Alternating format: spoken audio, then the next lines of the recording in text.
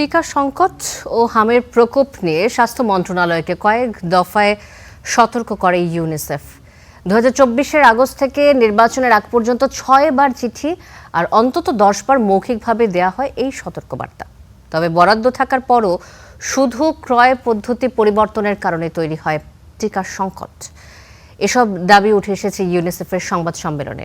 জুম্মান সাদিক জ্যাভলিনের রিপোর্টে দেখুন বিস্তারিত। জীবনের মানে বোঝার আগেই নিভছে নিষ্পাপ প্রাণ।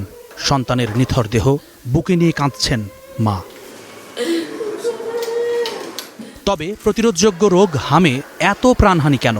জবাব খুঁজতেই সামনে আসে অন্তর্বর্তী সরকারের সময়ে অব্যবস্থাপনার কথা।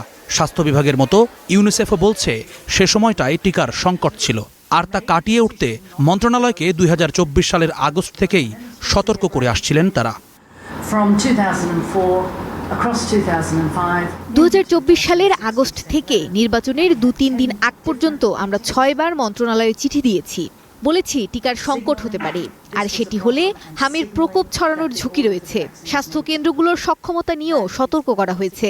2025 সালে 2 দফায় ক্যাম্পেইন পেছানো হয়। তখন বৈঠকেও আমরা জানিয়েছি এর ফল ভয়াবহ হতে পারে। প্রতি বছর ইউনিসেফের মাধ্যমে প্রায় 7 কোটি টিকা কেনে Bangladesh.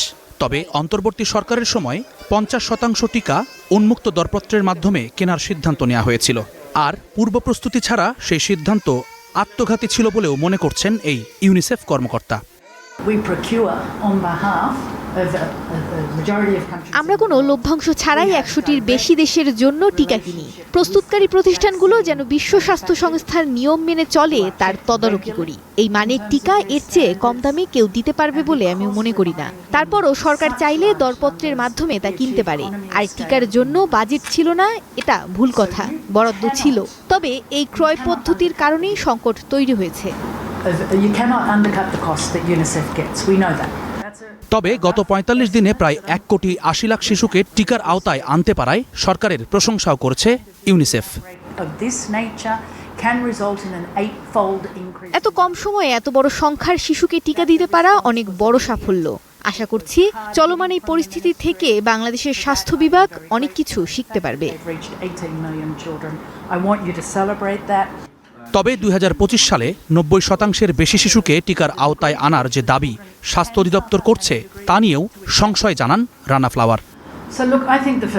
Jumman Sadiq javelin, Star News, Dhaka.